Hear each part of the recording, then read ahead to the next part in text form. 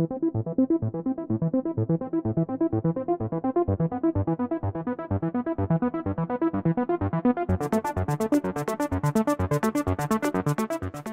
10 రోజుల నుండి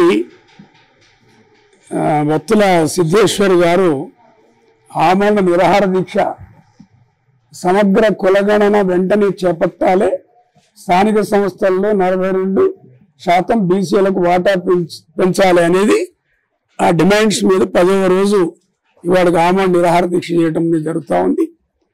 కానీ ప్రభుత్వం వైపు నుంచి కనీసం వచ్చి పరామర్శించి ఈ డిమాండ్స్ అన్ని మేము చెప్పినే, శాసనసభలో మాట్లాడినే, అదేవిధంగా కేంద్రంలో మా రాహుల్ గాంధీ రోజు మాట్లాడుతూనే ఖచ్చితంగా మేము అమలు చేస్తాం, మీ నిరాహార దీక్షను ఉపసంహరించుకోండి అని చెప్పి ఉంటే బాగుండేది.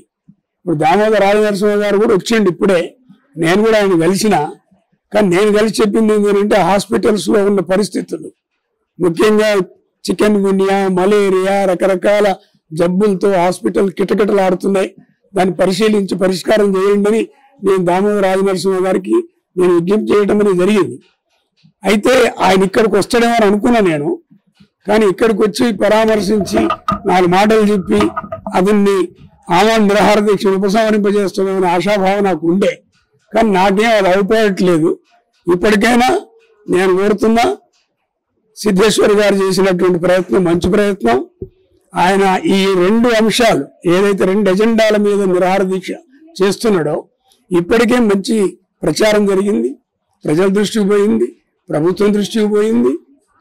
అందుకని ఈ పర్పస్ నెరవేరిందని నేను అనుకుంటున్నా. అందుకని ఆరోగ్యరీత్యా ఆయన ఆలోచించుకోవాలి, నిర్వాహకులు కూడా ఆలోచించుకోవటం మంచిది. ఉద్యమం మన చేతుల పని, ఎప్పుడైనా చేయొచ్చు. కానీ ప్రభుత్వ స్పందనను బట్టి మనం నిర్ణయాలు తీసుకోవాల్సినటువంటి పరిస్థితి ఉంటుంది. కాబట్టి ఆరోగ్యరీత్యా నిర్వాహకులు ఆలోచించి తగిన నిర్ణయం తీసుకోవాలని అదే సందర్భంలో ప్రభుత్వాన్ని మేము డిమాండ్ చేస్తున్నాం. వాళ్ళు చెప్పినే, అసెంబ్లీలో చెప్పినే మీరు వాటి కట్టుబడి ఉండాలి, వాటిని అమలు చేయాలని మేము కూడా డిమాండ్ చేయడం అనేది జరుగుతూ ఉంది. అయితే లోకల్ బాడీలో కాకుండా నార్మల్ పార్టీ పరంగా టీపీసీసీ కావచ్చు, లేకపోతే బీసీ కమిషన్ కావచ్చు, దాంట్లో 42% రిజర్వేషన్ చేస్తాం కానీ సో ఇట్లా చేసే విధంగా కనిపిస్తుంది. అది ఇంకా బయట పత్రికలు వచ్చింది దాన్ని బట్టి మాట్లాడలేము. వాళ్ళు శాసనసభలో ఏం పెడతారు, ఏం తీర్మానాలు చేస్తారు, దాన్ని బట్టి మనం ఆలోచించాలి తప్ప అట్లాంటి ఉపన్యాసాలతో మనం కామెంట్ చేయడం కరెక్ట్ కాదు.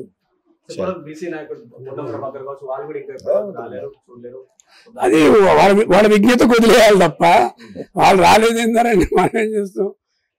ఆ డిమాండ్స్ న్యాయమైనవి కాబట్టి మా పార్టీగా, అదేవిధంగా భిక్షమయ్య గౌడ్ మిత్రుడు బీఆర్ఎస్ పార్టీ ప్రతినిధిగా ఆయన వచ్చిండు, నేను వచ్చిన. అంతకుముందు మా పార్టీ ప్రతినిధి డీజీ నరసింహారావు నిన్న వచ్చి పరామర్శించిపోయిండు, మా మద్దతు తెలియజేసిన. అది ఆ డిమాండ్స్ని మద్దతు ఇవ్వదలిచిన వాళ్ళు వస్తున్నారు, పరామర్శిస్తున్నారు, మద్దతు తెలియజేస్తున్నారు. రాని వాళ్ళ గురించి మనమేం కామెంట్ చేస్తాం, వాళ్ళ విజ్ఞతకు వదిలేయాల్సిందే. ఇది ఇప్పుడంతలు అయిపోయేది కాదండి, ఇది అంతలు అయిపోయేది కాదు. ఇది చాలా లాంగ్ ప్రాసెస్. ఇది విన్నారా, గవర్నమెంట్ ఏం చేస్తుందో చూడాల్సిందే. అమలు జరిగేదాకా పోరాటాలు చేయాల్సిందే. అమలు జరిగేదాకా పోరాటం తప్ప ఇంకో మార్గం లేదుగా. విస్తృతమైన ప్రజల్లోకి తీసుకుపోవాలి, ప్రజల్ని చైతన్యవంతం చేయాలి. ఆ ప్రజలు కూడా ఈ డిమాండ్స్ బేస్ చేసుకుని ర్యాలీ కావాలి కదా, ఆ ప్రయత్నం చేయాల్సినటువంటి అవసరం ఉంటుంది రానున్న రోజుల్లో. బీసీల ఐక్యత కావాలని బత్తుల సిద్ధేశ్వర్ అన్న హిందూ బీసీ మహాసభ ద్వారా ప్రభుత్వం ఏ రకంగా అయితే ఓట్లు పొంది రాజ్యాధికారం చేస్తుందో, ఇప్పుడు ప్రభుత్వ పరిపాలన, తెలంగాణ రాష్ట్ర పరిపాలన ఎట్లా అయితే ఏ డిమాండ్లతోని సర్కారు అధికారంలోకి వచ్చిందో ఆ డిమాండ్లని నెరవేర్చమని అడుగుతున్నాడు సిద్ధేశ్వర్ అన్న. ఈ సిద్ధేశ్వర్ అన్న చేపట్టిన 10 రోజుల నిరాహార దీక్ష కేసీఆర్ 9 రోజులే చేసిండు, ముఖ్యమంత్రి అయిండు. జైలు పోయిండు చంద్రబాబు, ముఖ్యమంత్రి అయిండు. రేవంత్ రెడ్డి జైలు పోయిండు, ముఖ్యమంత్రి అయిండు. మేము సామరస్యంగా అత్యధిక శాతం 60% ఉన్న బీసీలం మేము. 188 కులాలు ఉన్నాయి, 188 ఉన్నాయి. ఇప్పుడు కొత్తగా జాయిన్ అయినాయి కొన్ని, ముస్లిం బీసీ అని, కిచెన్స్ బీసీ అని, ఆ బీసీ అని. మేం చేసేది హిందూ బీసీ, హిందువుల బీసీ మహాసభ అధ్యక్షుడు బత్తుల సిద్ధేశ్వర్ అన్న. ఆయన ఏమడుగుతుండో 42% మాకు రిజర్వేషన్, గ్రామాలలో సర్పంచులు, వార్డు నెంబరు కానీ, ఎంపీటీసీలు కానీ, జెడ్పీటీసీలు కానీ ఆయా పోస్టుల్లో మాకు ఇవ్వమని అంటున్నాం. పెద్ద పోస్టులు అడుగుతలేము, చాలా చిన్నవి. అయితే సిద్ధేశ్వరన్న చేసేదాన్ని ప్రజలని ఇక్కడ ప్రాణాన్ని ఒక విలువలతో చూస్తలేదు ఈ గవర్నమెంటు. నిన్న కాక మొన్న మీరు చూసారు, తెలియంది కాదు, 9 మంది ఖమ్మం జిల్లాలో వానలో వరదలో చిక్కుకుంటే 3 మంత్రులు ఉన్నటువంటి ఖమ్మం జిల్లాలో 3 వాళ్ళు మంచిగా ఏసీ రూమ్లలో కూకున్నారు. ఇక్కడ 9 మంది ప్రాణాలు పోతావే అనుకున్నారు, ఊరోళ్ళు రక్షించారు. ఇప్పుడు కూడా అట్లనే బీసీలు కూడా అన్ని కులాలు, అట్టడుగు కులాలు, బీసీ కులాలే మేము ఏకమైతే మీ పరిపాలన అస్తవ్యస్తం చేసి తర్వాత ఏదైనా జరిగితే ఆ ప్రాబ్లానికి రేవంత్ రెడ్డి బాధ్యత వహించాలని చెప్పేసి అసలు తెలంగాణ వాదుల ఐక్యవేదిక, బీసీల ఐక్యవేదిక, ఈ హిందూ మహాసభ బీసీ మద్దతు నా సిద్ధేశ్వరన్న దీక్షకు మద్దతు తెలుపుతున్నది. వెంటనే గవర్నమెంట్ దిగొచ్చి ఈ హామీలను నెరవేరుస్తామని హామీ ఇవ్వాలి, అది కూడా రాసి ఇవ్వాలి, అధికారిక ప్రకటన చేసి ఇదే చేస్తాం మేము 42% ఇస్తామని. అది చేసేదాకా ఈ సిద్ధేశ్వరన్న అమర నిరాహార దీక్ష కొనసాగుతుందని మేము విశ్వసిస్తున్నాం. జై బీసీ, బీసీల ఐక్యత వర్ధిల్లాలి.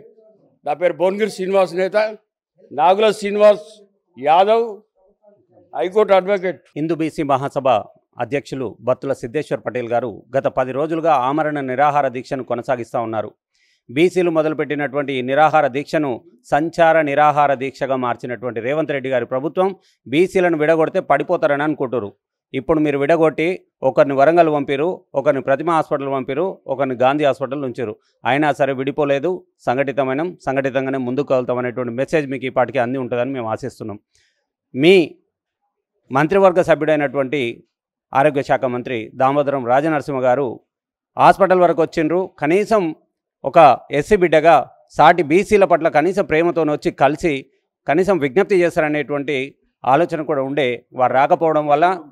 వాళ్ళు రాకపోవడం వల్ల ఇన్ఫర్మేషన్ ఉన్నప్పటికీ కూడా రాకపోవడం వల్ల మేము పసిగట్టి వారికి మేము ఒక విన్నతి పత్రాన్ని కూడా ఇస్తే నిర్విద్వంగా తిరస్కరించారు. పట్టు విడవకుండా హాస్పిటల్ మొత్తం ఆయన ఎంట తిరిగి చివరికి మీడియా పాయింట్లో ఆయన చేతులు పెట్టడం జరిగింది. ఇది ప్రభుత్వం బీసీల పట్ల వైఖరి స్పష్టంగా మనకు అర్థం కావాలి. అంతేకాకుండా 10 రోజులుగా హాస్పిటల్ బెడ్ మీద ఉన్నటువంటి బత్తుల సిద్ధేశ్వర్ పటేల్ గారి ఆరోగ్యం మీద ఇప్పటి వరకు అధికారికంగా ఒక హెల్త్ బులెటిన్ కూడా రిలీజ్ చేయడం లేదు. ఆమరణ నిరాహార దీక్ష చేస్తున్నటువంటి వ్యక్తుల పట్ల ఈ ప్రభుత్వం వ్యవహరిస్తున్నటువంటి తీరు గర్హనీయం. అలా కాకుండా వరంగల్లో కూడా చేస్తున్నటువంటి చాపర్తి కుమార్ గాడ్గే ఇంటి వద్ద చేస్తున్నటువంటి వారిని కూడా తీసుకెళ్లి ఎంజేఎంలో జాయిన్ చేయించడం పోలీసులు బై ఫోర్స్న. కానీ నిన్న సాయంత్రం అక్కడ ఉన్నటువంటి బీసీ సంఘాలు పాదయాత్రకు పిలుపునివ్వడంతో అక్కడి నుండి చాపర్తి కుమార్ గారిని బయటికి నెట్టివేసేస్తే వర్షంలో మహాత్మాగాంధీ విగ్రహం ముందల నిన్న దీక్ష కొనసాగించారు. ఈ విషయం గమనించినటువంటి బీసీ సంఘాలు అక్కడ షెల్టర్ ఎక్కడ దొరకకపోవడంతో ఏకశిలా పార్కు ముందర ఉన్నటువంటి బస్ స్టాప్లో బ్యానర్లు కట్టి ఈరోజు దీక్షను కొనసాగిస్తూ ఉన్నారు. బీసీలను ఇంత హీనంగా హింసిస్తున్నటువంటి ఈ ప్రభుత్వానికి తగిన గుణపాఠం బీసీ సమాజం తప్పక చెబుతుందని రేవంత్ రెడ్డి గారికి కూడా ఈ విషయం అర్థం కావాలని మేము విజ్ఞప్తి చేస్తూ ఉన్నాం. జై బీసీ. బీసీల యొక్క ఆమరణ దీక్షను పట్టించుకొని ప్రభుత్వాన్ని మనం ఎందుకు పట్టించుకోవాలో సమస్త బీసీ సమాజం ఆలోచించాలని ఈ సందర్భంగా గాంధీ హాస్పిటల్ నుండి విజ్ఞప్తి చేస్తూ ఉన్నాం. రేవంత్ రెడ్డి ప్రభుత్వాన్ని మేము 42% స్థానిక సంస్థల్లో రిజర్వేషన్ కోసమై అనేక సార్లు అడగడం జరిగింది. ఈ ప్రభుత్వం రాకముందు కామారెడ్డి డిక్లరేషన్ పేరిట కామారెడ్డిలో భారీ బహిరంగ సభ పెట్టి ఈ ఎన్నికల్లో మేము గెలిస్తే స్థానిక సంస్థల్లో 42% తర్వాత కుల జనగణన చేస్తామని చెప్పింది. వాస్తవానికి ఉదయపూర్ డిక్లరేషన్ ఒకటి ఉన్నది. ఎమ్మెల్యే సీట్లు ప్రతి పార్లమెంటు నియోజకవర్గానికి 2 రావాలి. దాని ప్రకారం మన రాష్ట్రంలో 17 పార్లమెంట్ నియోజకవర్గాలకు 34 రావాలి. ఆ 34 ఇవ్వలేదు. ఆ 34 అడుగుతున్నప్పుడు ఈ డిక్లరేషన్ తెచ్చారు. ఈ డిక్లరేషన్ అమలు చేస్తారు అనే క్రమంలోనే ఎంపీ సీట్లు వాళ్ళకి, తర్వాత అధికార పదవులు వాళ్ళకి, నామినేటెడ్ పదవులు వాళ్ళకి, ప్రజా పరిపాలన ప్రజారాజ్యం పేరిట రెడ్డి రాజ్యాన్ని స్థాపించింది ఆయన. నీ జనాభా ప్రకారం నీ వాళ్ళకి ఇచ్చుకుంటే మాకు అభ్యంతరం లేదు, కానీ బీసీలకు రావాల్సినవి రావాలి కదా. తర్వాత కుల జనగణన 3 నెలల్లో జరుపుతామన్నాడు, 6 నెలలు అయిపోయింది, 8 నెలలు అయిపోతుంది. కుల జనగణన వైపు కనీస చర్య కూడా అటు జరగలేదు. తర్వాత 42% రిజర్వేషన్ అనేది దాని మీద మౌనం ఉంటున్నారు. ఈ మౌనం కాదు, మాకు సీఎం స్పష్టత ఇవ్వాలని మేము ఆమరణ నిరాహార దీక్ష ప్రారంభించడం జరిగింది. కాబట్టి మేము ఒకటే కోరుతున్నాం, కుల జనగణన చేస్తామని చెప్పేసి మధ్యలో కామెంట్స్ చేస్తున్నారు ప్రభుత్వం నుంచి. కుల జనగణన చేస్తామంటున్నారు, కానీ ప్రారంభం కాలేదు. అది ప్రారంభమై లెక్క పెట్టే దేనికోసము? లెక్క అనేది హక్కుల కోసం, హక్కులు ఇవ్వడం కోసం కావాలి, లెక్క కోసం కాదు. లెక్క పెట్టి హక్కులు ఇచ్చేది ఏంది? 42% మాకు సక్సెస్ చేయడం కోసం. కానీ 42% ఇవ్వకుండా నువ్వు లెక్క పెట్టినా ఏమున్నది? మందిని ఎంతకాలం లెక్క పెట్టి అంతమందికి భోజనాలు చెప్తాం ఈడ, కానీ నేను లెక్కనైతే పెడతా భోజనాలు పెట్టా అంటే దానికి లెక్క ఎందుకు పడైంది? కాబట్టి వాళ్ళ కుల జనగణన అనేది హక్కులతో ముడిపడి ఉంది. 42% చట్టబద్ధంగా ఇవ్వాలి. పార్టీ పరంగా మేము ఇస్తాం 19% అంటే అది బీసీలను బలిపీఠం మీదకి ఎక్కియడమే, బీసీలకు అన్యాయం చేయడం. కాబట్టి 42% కూడా మాకు చట్టబద్ధంగా స్థానిక సంస్థల్లో కావాలి. కనీసం గ్రామ సర్పంచ్ని లేకపోతే ముఖ్యమంత్రులు మీరే అవుతారు, అధికార పదవులు మీరేనా, మంత్రులు మీరేనా, ఎంపీలు మీరేనా, కనీసం గ్రామ సర్పంచ్కి కూడా బీసీలు పనికిరారా? ఇదేమన్యాయం.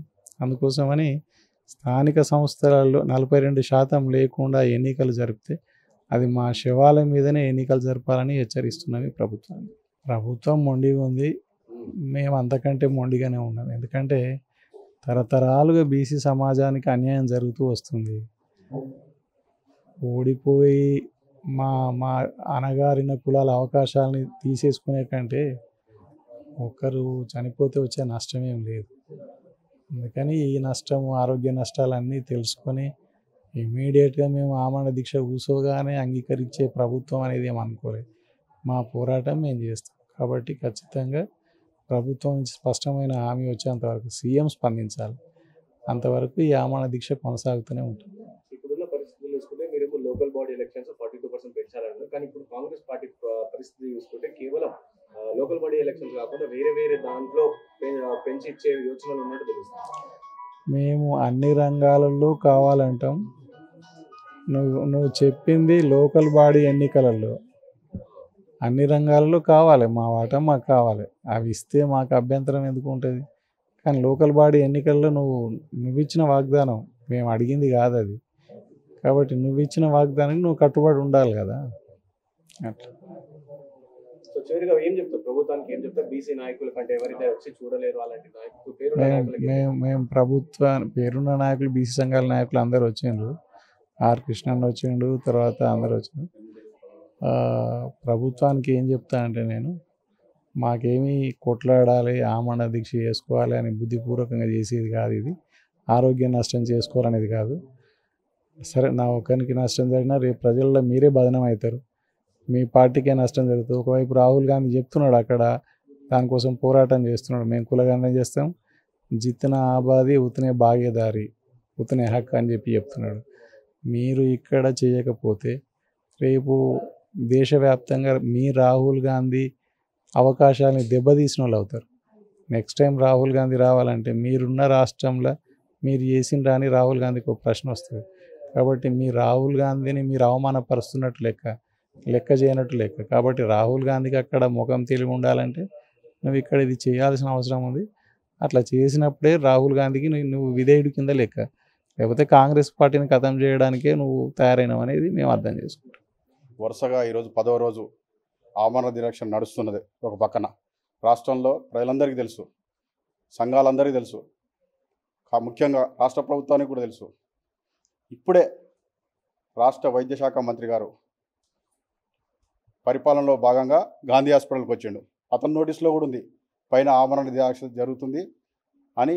అంతకుముందు అందరు చెప్పారు, ప్రభుత్వానికి కూడా తెలుసు. కనీసం దీక్షాస్థలికి రావడం కూడా చాలా ఇబ్బందిగా ఫీల్ అయ్యారు ఆరోగ్య శాఖ మంత్రి గారు. అంటే బీసీల పట్ల రాష్ట్ర ప్రభుత్వానికి ఏ విధమైనటువంటి వైఖరి ఉందనేది మీకు అందరికీ స్పష్టంగా అర్థమవుతుంది. రెండొక విషయం, కాంగ్రెస్ పార్టీ రాహుల్ గాంధీ తన జోడో యాత్రలో బీసీలు వెనుకబడ్డారు, ఆడపడుచుల విషయంలో మిస్ ఇండియాలు కావట్లేరు, ఈ కులాలకు బాగా నష్టం జరుగుతుంది రోజు పదే పదే చెప్తున్నాడు. అంతేకాకుండా ఉదయపూర్ డిక్లరేషన్ కూడా చేశాడు. ఏమని ఉదయపూర్ డిక్లరేషన్? ఒక పార్లమెంటు పరిధిలో 2 ఎమ్మెల్యే టికెట్లు ఇస్తాం అని చెప్పాడు. ఆల్రెడీ అది తుంగలో దొక్కడం జరిగింది, అయిపోయింది. అంతకుముందు 1980లో కాకే కలేకర్ కమిషన్ని, మండల్ కమిషన్ని కాంగ్రెస్ పార్టీ తుంగలో దొక్కింది. అంతకుముందు ఇందిరాగాంధీ వాళ్ళ జవహర్లాల్ నెహ్రూ కూడా బీసీల పట్ల ఎటువంటి నిర్ణయాలు తీసుకోలేదు, మీ అందరికీ తెలుసు. ఇట్టి పరిస్థితులలో కాంగ్రెస్ని నమ్మే పరిస్థితి లేదు. మాకేమో ఆమరణ దీక్ష చేయాలనే సంతోషం ఏం లేదు. మేమేమంటున్నామంటే మీరిచ్చిన డిమాండే కామారెడ్డి డిక్లరేషన్, 42% రిజర్వేషన్లు ఇస్తాం అన్నారు, కులగణన చేస్తామన్నారు. అందుకే బీసీలు పెద్ద ఎత్తున ఓట్లేసి మిమ్మల్ని గెలిపించడం జరిగింది. ఇప్పటికైనా మేము చెప్తున్నాం, ఈ రాష్ట్రంలో ఉన్నటువంటి బుద్ధిజీవులకు, మేధావులకు, మానవ హక్కుల సంఘాలకు, పౌరాకుల సంఘాలకు అందరికీ విజ్ఞప్తి చేస్తున్నాం, చేసేటువంటి ఆమరణ దీక్షకు అందరూ పెద్ద ఎత్తున మద్దతు ఇవ్వాలి. ఇప్పటికే గత 10 రోజులుగా కొనసాగుతున్న ఆమరణ దీక్షలో తోటి మన వరంగల్ మిత్రుడు కంటిన్యూషనే చేస్తున్నాడు. ఈ రోజుకి కూడా ఎంజిఎం హాస్పిటల్ నుంచి బయటికి పంపిస్తే కూడా నేను ఈ దీక్షను వదలను, ఈ దీక్ష నా బీసీ ప్రజలకే అని చాలా సీరియస్గా చేస్తున్నాడు. తను ఒక్కడు వచ్చి అక్కడ ఉన్నటువంటి గాంధీ బొమ్మ కాడ కూర్చున్నాడు. ఆ తర్వాత ఉద్యమకారులు, స్థానికంగా ఉన్నటువంటి బీసీ సంఘాలందరూ ఏకమైనారు. అక్కడ గ్రామాలలో ఈ ఉద్యమం వెళ్ళిపోతుంది. మేము విశ్వసిస్తున్నాం, తెలంగాణ ఉద్యమంలాగా ఈ ఉద్యమం బలోపేతమైందని విశ్వసిస్తున్నాం. Thank you.